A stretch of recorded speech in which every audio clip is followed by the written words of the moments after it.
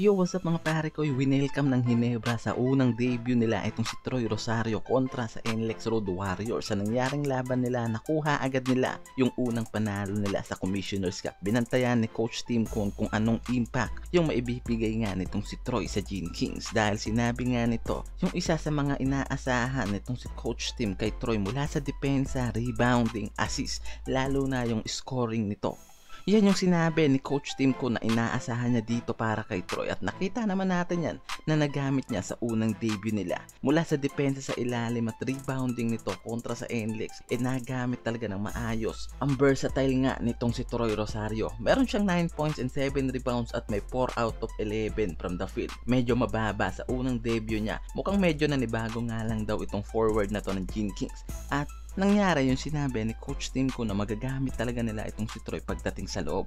At sinabi ni Coach Tim na maganda yung naging shooting execution nila sa laban na yan. Dahil after nyan may average sila na 52% shooting from the field. Naging successful nga raw ang mga ito pagdating sa outside. Si Stephen Holt naman yung naging defensive player nila na ginamit nilang starter dito kay Robert Bolick. Dahil meron lang 18 points at after nyan ay meron lang naman tong 4 out of 12 from the field. Kaya naman talagang sobrang bumagsak nga yung average na ginawa nitong si Bolick sa laban na yan. Sobrang ganda ng strategy defense na ginawa nila dyan kay Bolick. Itong si Stephen Holt nga yung trumabaho dyan kay Bolick. Sila Michael Watkins na kumuha ng 27 points and 21 rebounds sa game at si Kevin Alas na may 14 points na ginawa lang sa NLEX. Kaya nabigyan sila ng Hinebra ng unang talo nila. Itong si Brownlee na fresh from a long break in galing pa sa FIBA Asia Cup, pero grabe yung init na ginawa nito sa loob ng court. Tinapos yung game na may 24 points and 12 rebounds at pinutol nila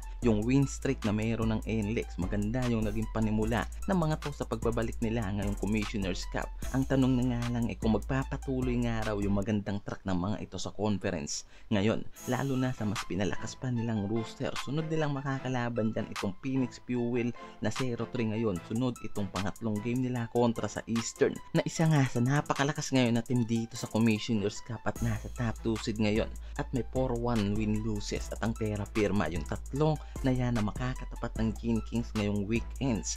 Mas magiging kaabang-abang pa ngayon yung kampanya nila dahil sa magandang roster ng mga ito na nasimulan nila at marami pang laban yung nakaabang para sa mga ito at masigurado tayong mas magiging exciting at kaabang-abang pa yung kampanya nitong Hinebra sa Commissioner's Cup at mas masusubukan pa nga itong si Brownlee sa mga naglalakihang import ngayon at yan ang katanungan kung magagawang makasabay nitong si Justin Noipy sa mga halimaw na import ngayon sa Commissioner's Cup.